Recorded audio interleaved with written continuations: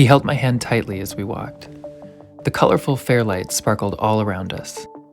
I looked at him and couldn't believe it. He was everything I'd always dreamed of. His cozy green eyes looked into mine, and I smiled. The fairlights began to fade around us as yet another perfect day came to a close. "Shall we head back home?" asked Thomas in a warm voice. "Sure," I said with a smile. We got into the car and started driving home.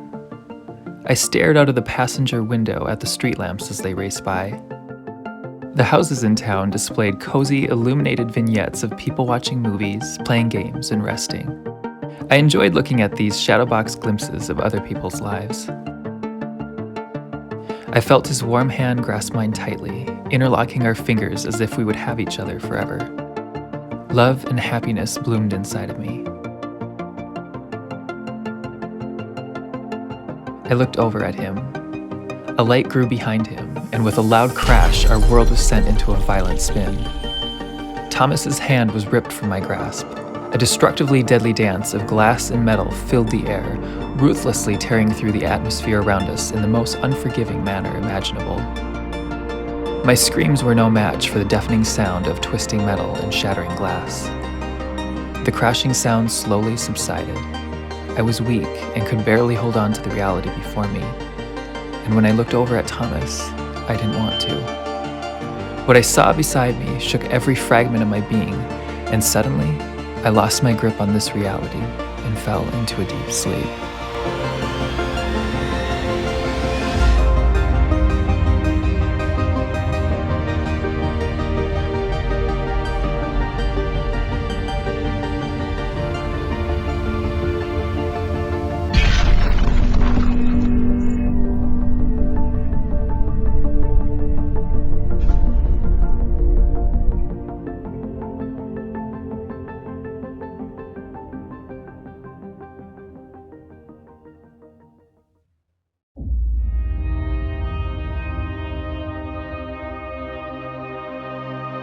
Through my eyelids, I could see lights race over me.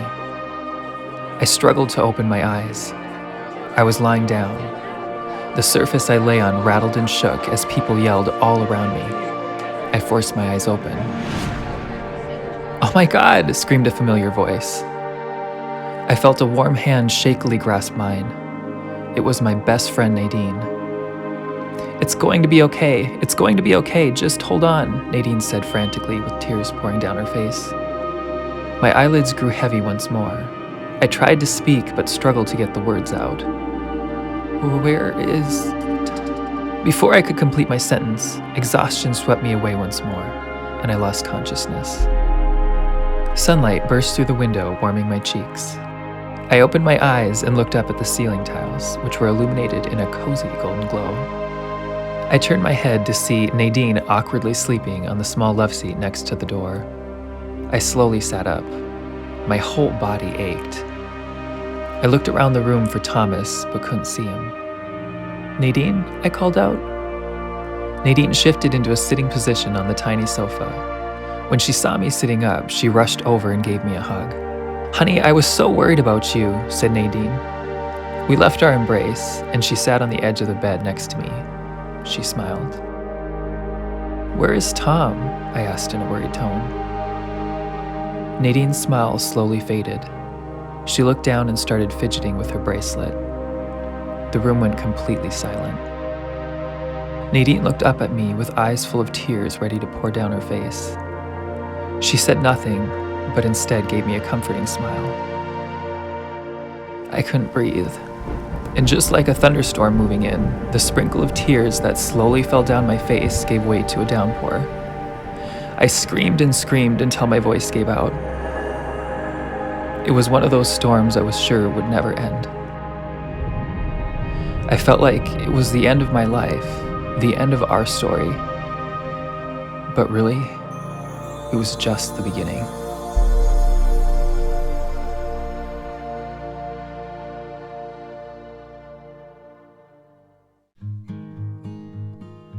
Three months later. Most of my aches and pains from the accident had subsided, all except one. I missed Thomas so very much, silly things even, The way he left the toothpaste on the bathroom vanity, his coffee mug in the kitchen sink each morning. I missed every part of him. Whenever I started feeling sad, I sat in his office and looked around at his things. It made me feel closer to him, knowing he had selected these things and loved them. I never could get myself to spend much time in there, though. It was bittersweet being around his things. I sat in his chair and looked out the window at the autumn color. I reached down into the basket beside the chair, grabbed a book, and began to read. As the sun set, the room grew dark. I reached over to the small table lamp that rested on the bookcase next to me to add more light. I pulled the cord, but nothing happened. I got up and looked behind the bookcase to make sure the lamp was plugged in, and it was. Maybe the bulb's burnt out, I thought. I removed the shade, and to my surprise, the bulb was missing completely. I stood there baffled. We use this lamp all the time. Why would the bulb be missing? I guess Thomas must have removed it and forgot to put in a new bulb. I walked to the entry closet where I kept the spare light bulbs, picked out a bulb, and headed back to the office. I turned the corner to enter the room, and in shock, dropped the light bulb. The bulb shattered into a glittering cascade of sparkles across the wooden floor. The lamp next to the chair was lit up. Bewildered, I stood there still for a moment. The bulb was missing. I know it was. Wasn't it? I'm losing my mind, I thought. Maybe spending so much time around his things was getting to me. Maybe I wasn't ready yet. Carefully, I left the room to get a dustpan and broom to clean up the broken glass. Lying in bed, I thought about him and slowly fell asleep. I was standing in the doorway of the office. "Hey, honey," said Thomas with a grin. "What are you up to, sweetie?" I said, smiling back at him. "Not much," he said. "Just changing this light bulb." Thomas pointed at the lamp that shined brightly on the bookshelf. "Now, if I can only get you to change the toilet paper roll, I'll be set," I said with a laugh. "Oh, and watch your step. There's broken glass on the floor," he said, pointing on the floor in front of me. A chill ran down my spine. "What?" I asked. "How?" "It's okay, honey. Accidents happen," said Thomas calmly. He looked at the clock that rested on his desk. "It's getting late. If you don't mind sweeping that up, I'm going to finish tidying up the paperwork on my desk. Then I'll meet you in bed." With a gasp, I woke up.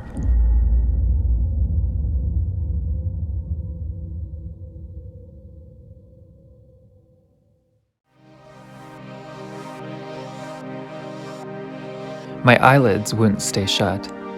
The dream was too real. I looked over at his side of the bed, and as expected, it was empty.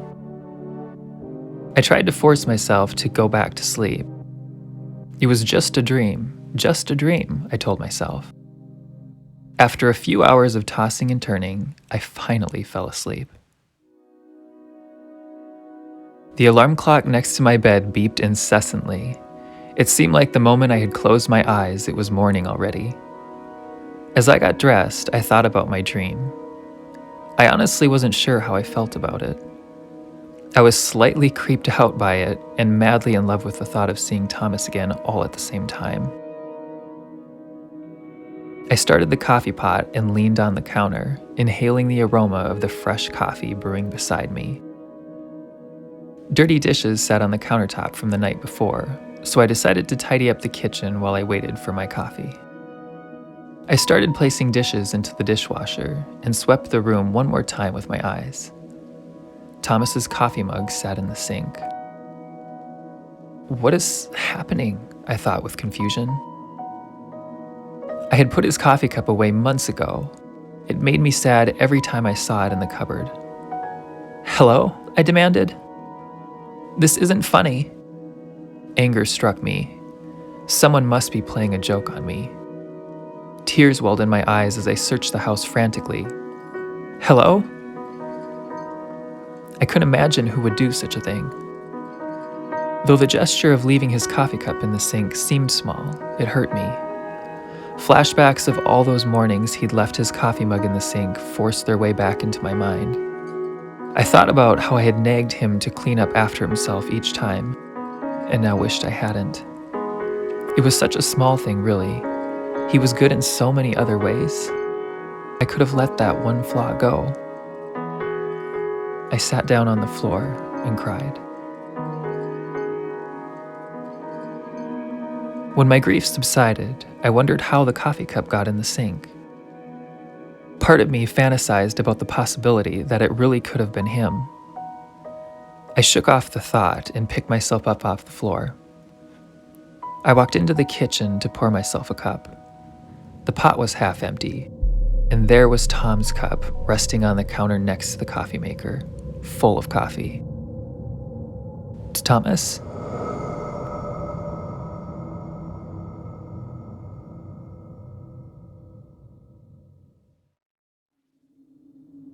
I was frozen in place, waiting for something to happen, something I could see happen. I waited in silence. The doorbell rang and I jumped. I ran to the door and opened it. "Hi," said Nadine with excitement. "Are you ready to go?" "Hi, Nadine." "Sure," I replied. I got my cup, filled it with coffee, and left the house. I sipped my coffee as I sat in the passenger seat. "So what did you do last night?" I asked, looking at Nadine. Nadine combed her fingers through her hair as she said, "Went out for drinks with a few girlfriends." "That's cool," I said.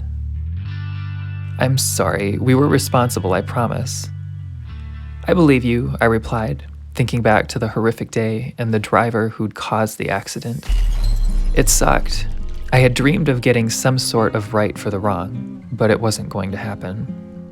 He must have been in another dimension to have hit us that fast, going straight through a red light. The driver, drunk, died upon impact.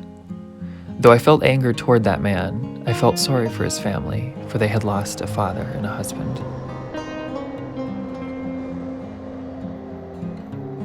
"You didn't happen to see anyone by the house when you drove up, did you?" I asked. Nadine glanced in my direction with a confused expression. "No. Why?" I sank in my seat a little.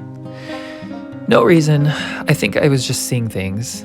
Just needed to get out of the house." Nadine smiled. "What you went through was traumatic." She looked straight ahead as she drove. I could see a thought growing in her eyes. "Have you ever thought about selling the house?" "Oh, I'm fine, really.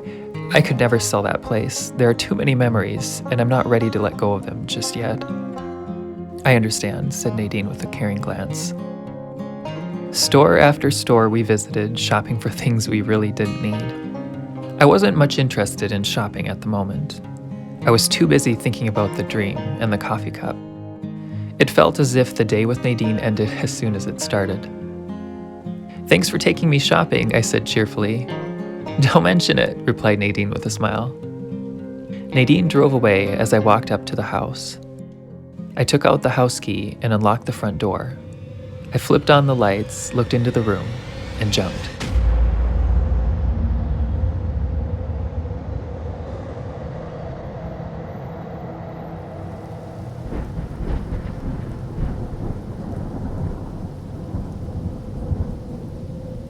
The candy dish that had rested atop the coffee table in front of the couch was now on the floor.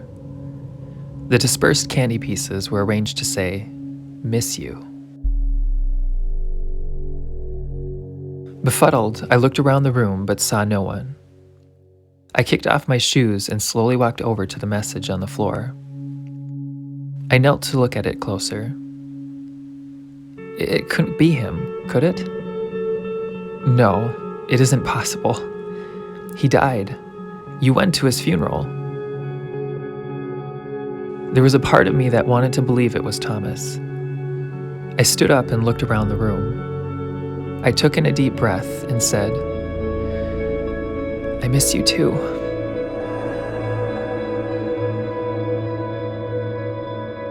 I waited for a response.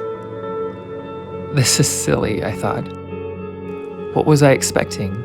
Thomas to tell me he loved me again? For him to be back with me like nothing had ever happened?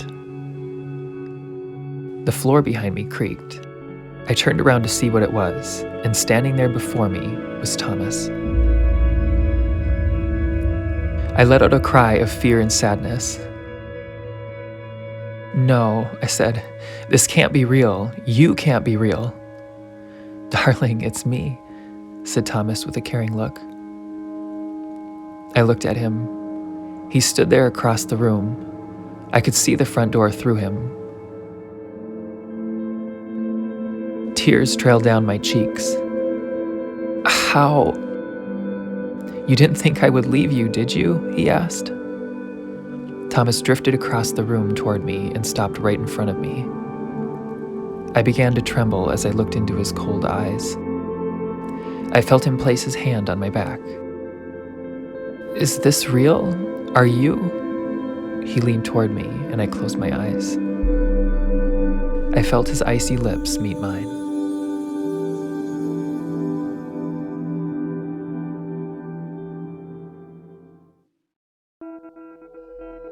I felt a part of me that I had thought was lost forever come back to life. A spark that set love ablaze in my heart once more. It had taken me months and months just to accept that he was gone, but only a split second for me to fall madly in love with him all over again. "You have no idea how much I missed you," I choked out. "I'm sorry I left you. I spent these past months trying to get back to you," said Thomas. "It is against the rules of nature, but I found a way to get to you. I have actually been here with you for a while." "What?" I asked, confused. It had only been a few days that I had been noticing peculiar things suggesting his presence. Thomas looked at me with disbelief in his eyes. "I didn't think I was ever going to get back to you either. I tried talking to you all the time, but you couldn't hear me. I was invisible to you. It was frustrating. I thought I would lose my mind." I walked up to him and gave him a hug. "What changed? How were you able to contact me?" Thomas looked over at the candies dispersed on the floor. "I figured out that, even though I couldn't interact with you, I could move objects and interact with non-living things. Once you started opening your mind to the possibility of me coming back to you, it got easier for me to interact with you." I hugged him tightly. "I just never want to lose you again." "Hello? Hello?" said a muffled voice. I looked around confused. "I think you pocket dialed me," said the voice. I suddenly realized the voice was Nadine. I reached into my pocket and took out my phone. "Nadine, hi! Sorry, I must have accidentally called you. Is everything okay? Who are you talking to?" asked Nadine with a concerned voice. I looked up at Thomas, who smiled warmly at me. I probably shouldn't tell her. Not yet, anyway. "I'm fine, thanks," I replied with a laugh. "I'm great, actually."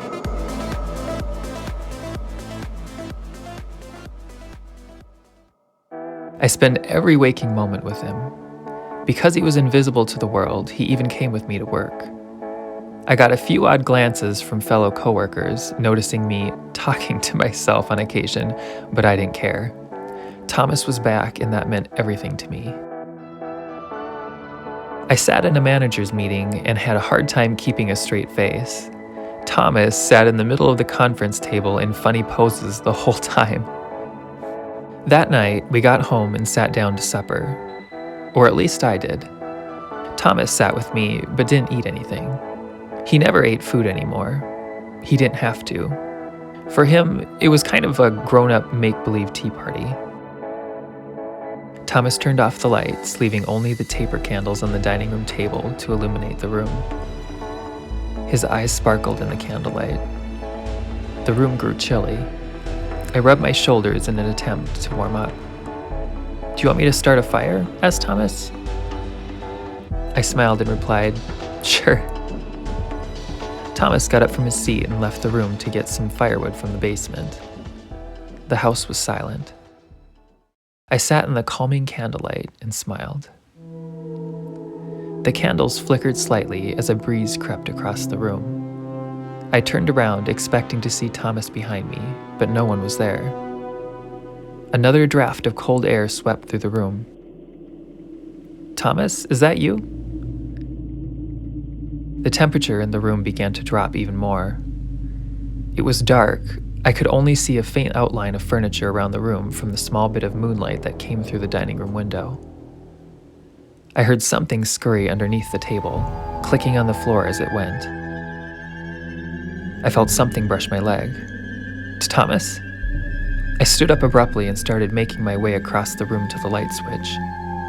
A low growl grew behind me.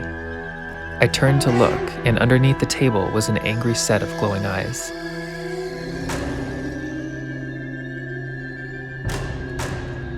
I clawed at the wall for the light switch and turned the lights on. Whatever had been there was gone now.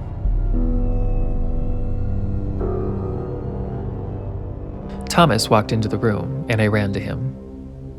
"What is it?" he asked.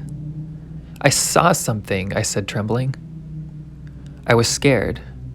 Though I had gotten used to the idea of ghosts with Thomas around, this one seemed different. This one seemed dark.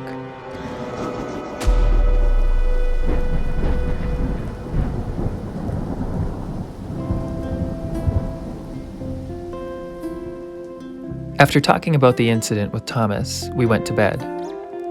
I lay awake for quite a while thinking about it. I suppose by opening the door to Thomas, I had also opened the door to other spirits. I had an uneasy feeling about this entity. I tried to put it out of my mind, hoping it was just a one-time occurrence. Thomas lay next to me, his eyes locked on mine.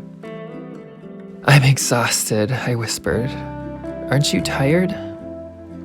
Thomas looked completely awake. He smiled. "I don't need sleep anymore."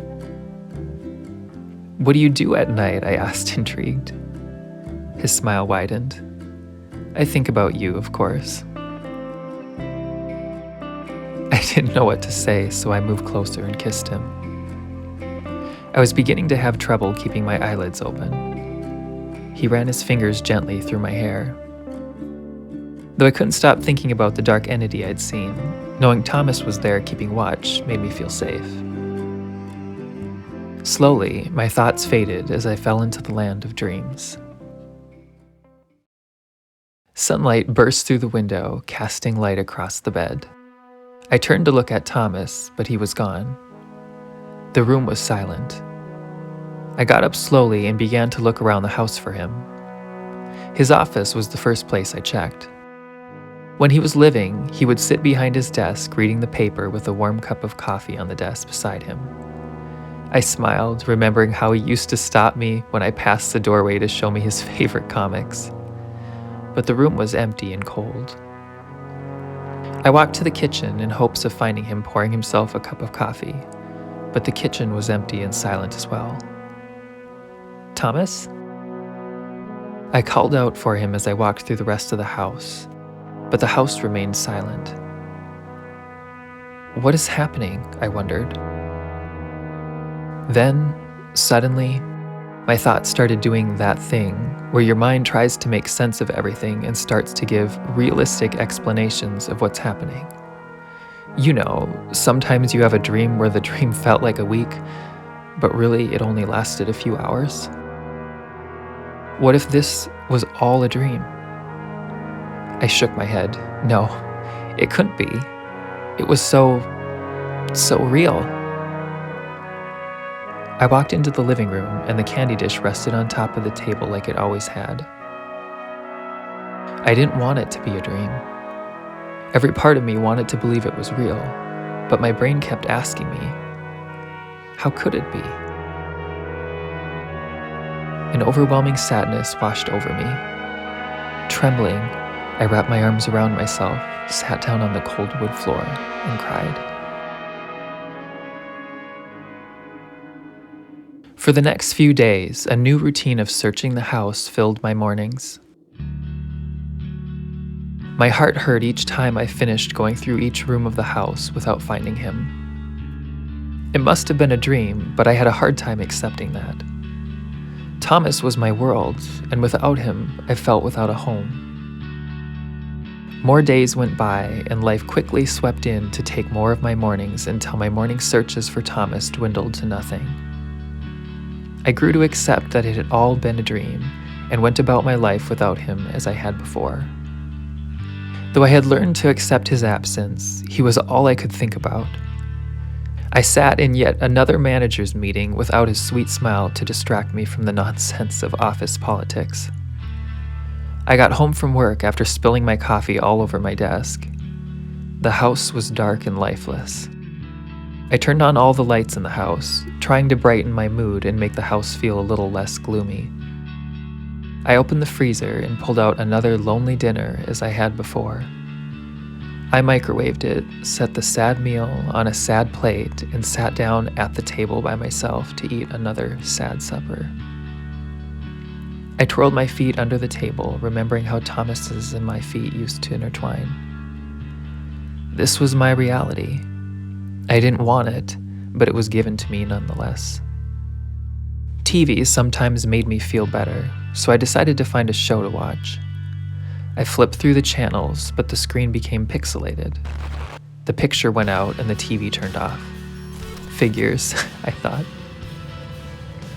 I sat there in the silence for a while, thinking about my work schedule. The TV suddenly turned back on, and the sound blasted. I jumped and knocked the remote onto the floor. It slid under the TV cabinet. I ran to the TV, trying to see if there were any volume buttons on it. I found the down button and repeatedly pressed it, trying to turn the blasting volume down, but for some reason, it wouldn't. Frustrated, I reached behind the TV, grabbed the cord, and unplugged it. The room fell silent instantly. I sat on the floor and shook slightly. And then came the tears. It was such a small thing that really didn't deserve an upsetting response, but with everything else that had been happening, I couldn't help it. It felt good to cry, allowing the negativity to materialize into droplets and ridding those feelings slowly from my mind. The TV turned on. A message scrolled across the screen that said, "Help me." I looked over at the cord, and it was still unplugged. My stomach turned over.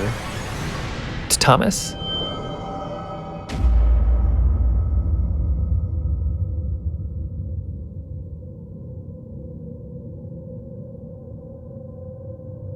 I stared at the message on the screen. "Thomas, is that you?" The candy dish flew off the coffee table. The candy pieces scrambled around madly until they formed the word, "Yes." My heart started beating fast. I swore I could hear it. Why can't I see you?" I sat quietly, waiting for a response, but there was none. I looked back at the "Help Me" message on the TV screen. "Thomas," I screamed. "What can I do? How can I help you?" I heard a loud pop from upstairs. I raced up the steps and around the corner. The hall light had exploded, throwing glass all around the hall. I turned to walk back downstairs to get a broom and dustpan, then suddenly a series of pop sounds rang out. I dropped to the ground and covered my head as glass rained down all around me. I felt a cold breeze drifting across the floor. I opened my eyes, but the house was pitch black. "Thomas, what is happening?" I strained my eyes to see, but it was no use. The darkness was almost disorienting. It reminded me of the time I toured a cave. The cool breeze drifted across my ankles. I can't just stand here forever, I thought. I took a step and heard a crunch. I screamed as tiny glass pieces dug into the bottom of my foot. I felt helpless. It was dark, my phone was downstairs, and there was broken glass everywhere. I took a few deep breaths and said to myself, "You can do this." I took my sweatshirt off and started sweeping a path through the broken glass. I worked my way in the direction of the steps. It felt like it was taking forever to get to the stairs.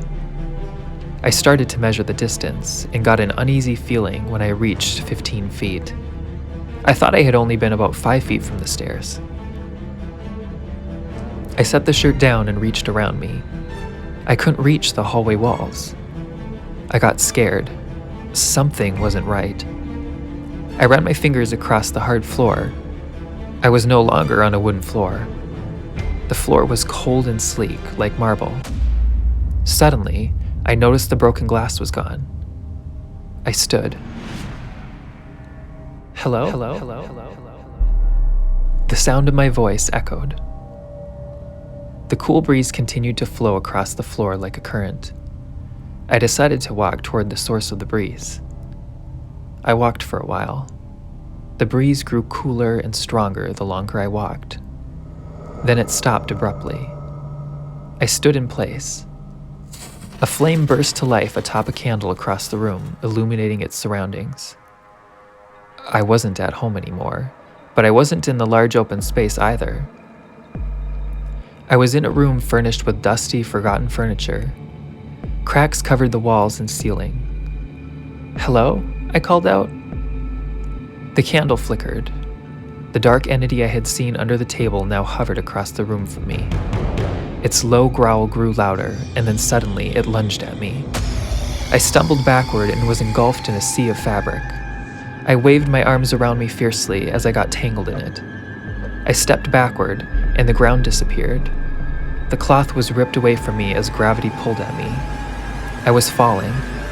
I caught a glimpse of the side of the old house and the window I had just fallen out of. The ground traveled toward me like a train that could not be stopped.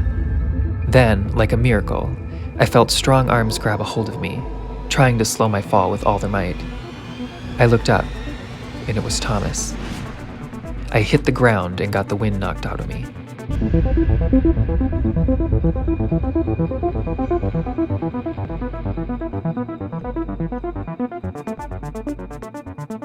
My body ached, but I was alive.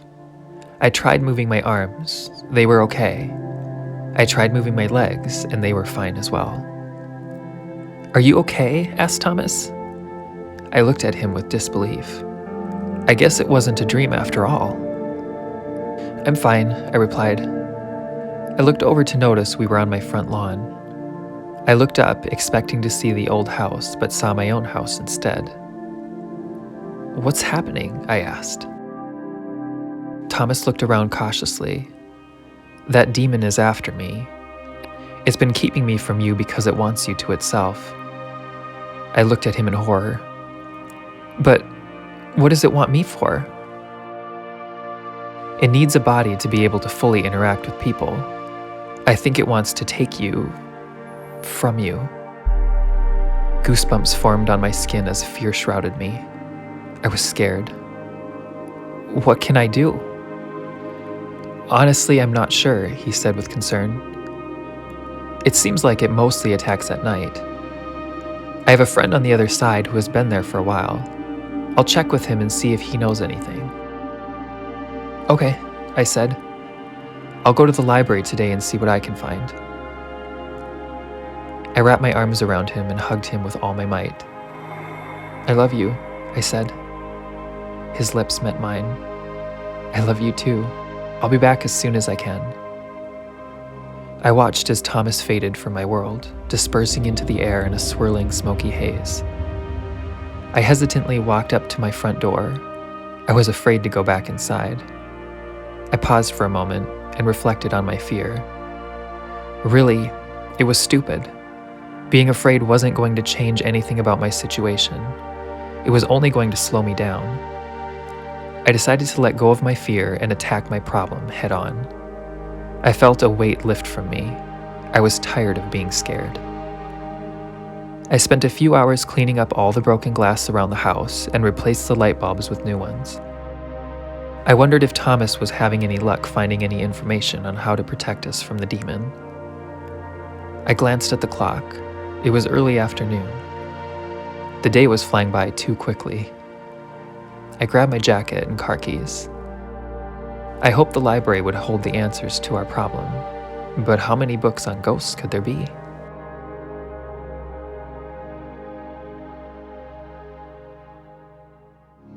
I arrived at the library and walked inside. Towering shelves packed with hundreds of books filled the room. I breathed in. There's nothing like the smell of books. A woman stood at the front counter. "Can I help you?" she asked in an unenthusiastic tone. "Yes, actually," I said in the happiest voice possible, trying to warm her up. "Do you have any books on ghosts?" Without saying a word, she turned and walked briskly through the library. I followed. Her feet thudded on the floor as she walked in a way that said, "I hate my job, but I'll do this because I don't want to get fired." She stopped in front of a large bookshelf. "Here," she said. I looked up and down the shelves full of bestsellers in paranormal and supernatural fiction. Cardboard cutout advertisements for Werewolf Isle and Beatrix Percival stood on either side of the bookshelves. The librarian looked at me with a dull stare. This wasn't really what I was looking for, and I knew the question I was about to ask would go over like a fart in church. "Actually, do you have any on ghosts that is nonfiction?" The woman's face fell into a look that now said, "Are you serious?" and "I have lost faith in the human race." After a few seconds of awkward silence that felt like hours, I said, "You know what? This is good, thank you." The woman turned and walked away. I looked over the book titles in front of me and concluded that these were all fictional book series and scary stories. I started searching other sections of the library, hoping to find a book on the paranormal. I walked up to a large bookshelf. I ran my fingers across the shelves, reading the subgenre of each shelf. I stopped in front of a dusty book titled Unhaunted. I took the book off the shelf and turned it over to read the back. It was a story about a woman's experience after moving into a haunted house and what she did to control the spirits. I went up to the desk hesitantly and set the book on the counter, sending a small dust cloud across the desk toward the librarian. "Oh my gosh, I'm sorry," I said. She coughed a little and waved her hand in front of her in an unsuccessful attempt to clear the dusty air. She swiped my library card. "Okay, so your book will be due at noon 7 days from today," she said. "Okay, thank you," I replied. I walked toward the large doors with the book in my grasp. Hopefully it would have some helpful information. I couldn't wait to get back home and read it. I walked out the door eagerly and suddenly collided with someone, sending them to the ground.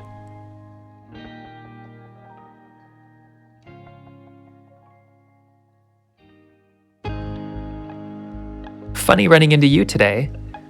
Nadine stood above me with her hand held out to me. "Nadine, hi!" I turned the book over and held it behind me in an attempt to hide the cover from her. "What's that you got there?" she asked. "Oh, it's nothing, really," I said as I smiled nervously. She looked back at me and smiled. "Oh yeah?" said Nadine with an over-exaggerated wink. "Which one is it?" Which one what?" I was confused. Nadine looked at me with a sly smile. "Is it the first or second book in the Ravish series?" Ravish series? "You know, it's that new popular erotic romance series. I'm waiting for book 3. She looked at the embarrassed look on my face. "It's book 1, isn't it?" She smiled at me. I shook my head. "Book 2? I knew it." "No, Nadine, really, She reached around me and grabbed the book from my grasp and turned it over. "Unhaunted?" She looked at me with a puzzled look. "Sweetie, is everything okay?" I shook a little. Should I tell her about what was going on? Should I tell her about Thomas? I didn't want her to think I was crazy. Nadine was my best friend. I had known her since kindergarten. "Do you have time for coffee?" I asked. "Sure," replied Nadine in a concerned but caring voice. We walked across the street to the little cafe on the corner. Nadine and I ordered our coffees and sat down at a little table. I looked into her eyes and hesitated. I knew our friendship was about to change, but it is normal to confide in friends, isn't it? Thomas and the spirit were a large portion of my life that I was hiding from her. I took a sip of my coffee and began. "So, we chatted for a while. Nadine took the news better than I had expected. She asked a lot of questions. some of which even I wanted to know the answers to. I glanced out the window and saw the sun beginning to set. Oh my gosh, Nadine, I'm sorry, but I should get going. Okay, hun, well, I'm very glad we talked. Remember, you can tell me anything. If you need me, just give me a call. Thanks, I said with a smile. We embraced in our usual quick hug, but when I pulled away, Nadine held on just a little bit longer than normal. It was such a small gesture, but to me, it didn't go unnoticed. I was happy to have another person in my life who cared about me. I rushed out the cafe. The wind howled around me, ripping at the book I held in my hand. I tightened my grasp on it and made my way across the street to my car. The sky grew darker as I drove home. Rain began to fall and spatter across the windshield. As I pulled up in the driveway, I noticed the lights in the house were on. I was so happy Thomas was back, and I was eager to hear what he had learned. With a smile on my face, I ran up to the front door, protecting the book in my jacket.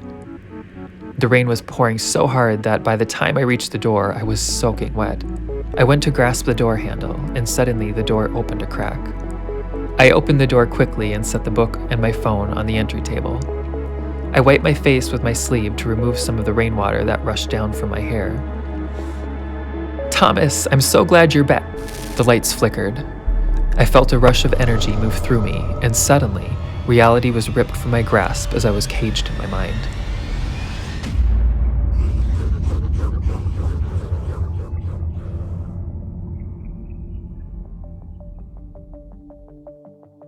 I saw my love standing in the entry of the house. The rain poured all around me, but rain didn't bother me much anymore.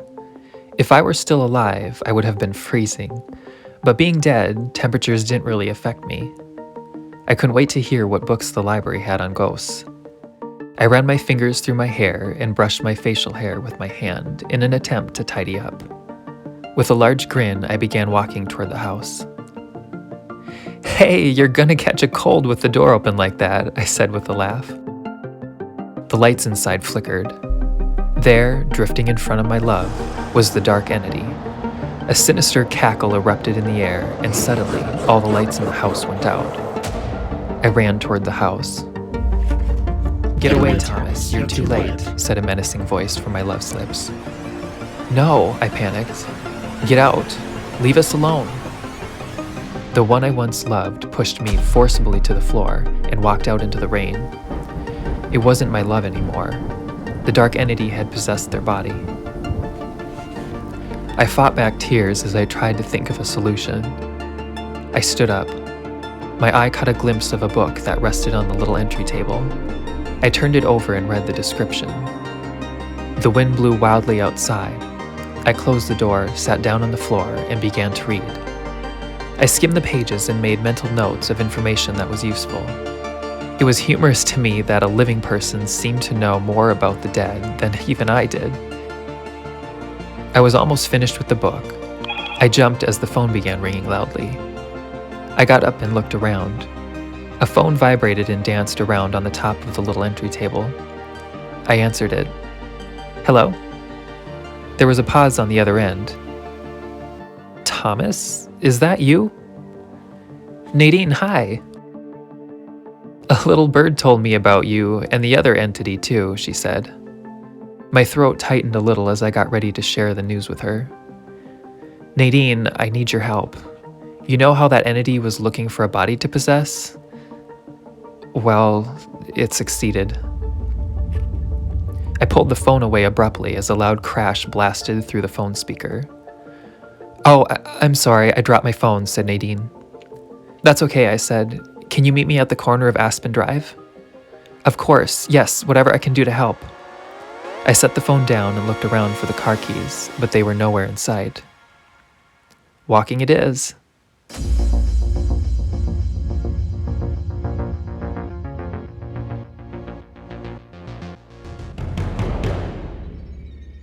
I watched the world race past me. I could feel my muscles moving my legs as my body ran down the street. I felt the wind on my skin, but these movements were not my own. I was paralyzed in my own body. I could think, but I couldn't move or speak. The entity controlled every movement now, and the thought of that scared me to death. Thunder crashed above as the rain continued to pour.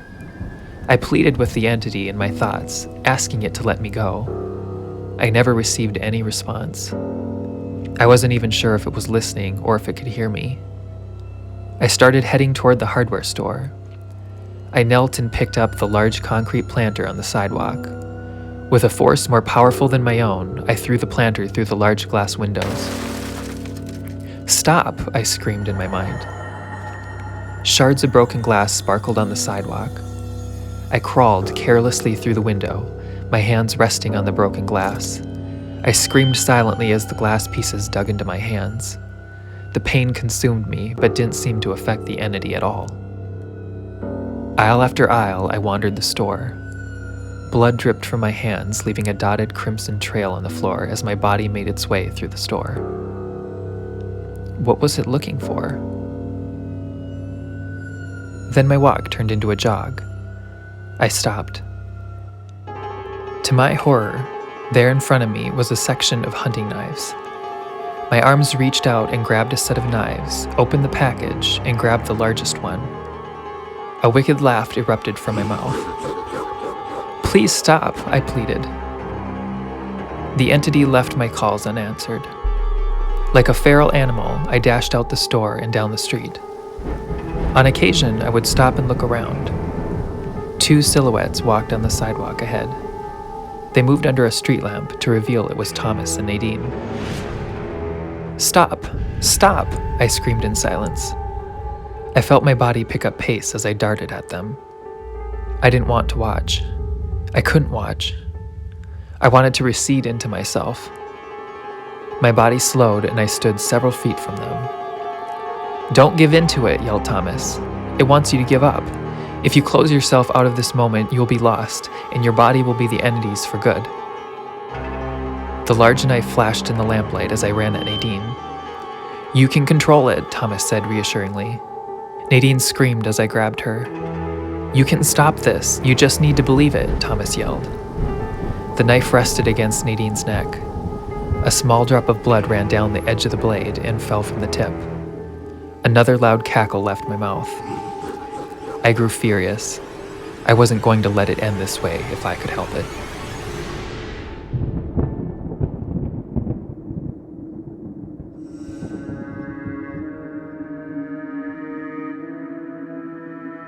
"Push back!" yelled Thomas. I was watching a real-life horror film right before me. Nadine looked into my eyes with a fearful look I hope never to see again. I pushed myself with all my might. The knife pulled away from Nadine. My scream inside burst out of the silence and into the night air. My body fought me. My muscles tensed as I attempted to do the opposite of the entity's will. I felt room opening in my being as I fought to expel the entity. It was harder than anything I had ever experienced in my entire life. It was too much. I knew I couldn't hold on this way forever. An angry roar grew louder around me as I slowly forced the entity from me. The entity was out, but was trying to force its way back in. "Thomas!" I screamed. "Thomas, I can't!" I was growing tired. "I can't do this for much longer." Thomas ran up to me. "Do you trust me?" I looked into his cozy eyes. "With my life." Thomas reached around me and collided with me. I suddenly felt relaxed. I felt different. I could tell I wasn't alone, but it was completely different from the feeling of being possessed by the dark entity. I wasn't pushed into a cage in my mind this time. Thomas and I shared my body. A happiness overtook my being. It was a cozy feeling. "I'm sorry, but the only way to keep that demon from possessing you was for me to possess you myself," said Thomas's voice in my head. "That's fine," I replied. This was the closest I had ever felt to him, and I never wanted the feeling to ever go away. It was intoxicating being one with the man I loved. I stood there smiling. The dark entity screamed and dissipated angrily into a cloud of smoke. Nadine walked up to me. "Hey, guys." "Hey," Thomas and I said in unison. Our souls smiled side by side.